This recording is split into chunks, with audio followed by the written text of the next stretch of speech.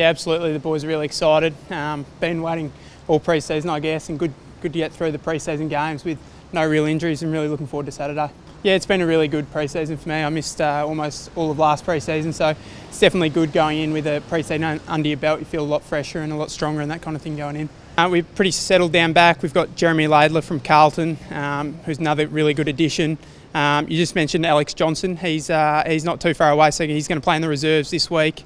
So yeah, there's going to be spots up for grabs all year, which is a really good thing because we were a bit short at the end of last year. What are your impressions of the Giants going into round one? They're getting better every year. We're under no illusions they're going to be really competitive this year. They've got Shane Mumford, Heath Shaw, so they've picked up some really good players as well as their younger players getting a bit older and more experienced. Has Mummy had any contact with any of you guys over the last week? I think he has with a few of the boys. He's still living in Bondi. He's pretty close to some of the boys. So mates with him now, probably not mates with him on the weekend. Obviously they're pretty tall, but I think we've got enough tall players in our side to cover it too. We've got LRT who can swing back if we need to. And obviously Teddy and Heath Grundy play down there too. So we'll be able to cover it, I would imagine, if they do play three talls. I'm sure fans are, but are the players looking forward to finally seeing Buddy in proper full flight action?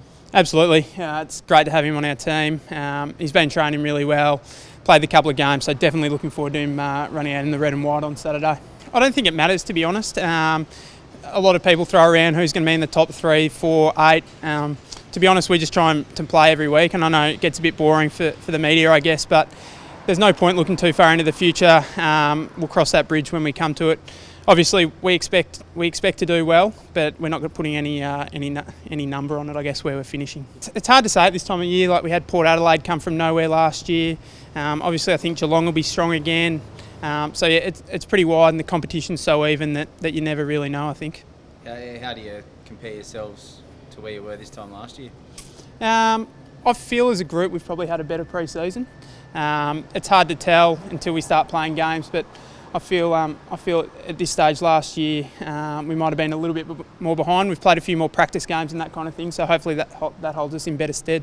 I'm not sure if he's lobbing. I think he's trying to lobby back into being the midfield, to be honest. But obviously Mac is a great ball user, and he is good down back, and he is good in the midfield. So it'll just depend what the coaches want to do in terms of their structures, if they want Mac down back or not. I think he's pretty similar to a Marty Matner type.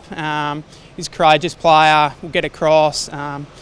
Pretty honest in his effort and all that kind of thing. So we obviously lost Marty after 2012, and haven't really found a replacement for him yet, but hopefully Jeremy can sort of fill that role.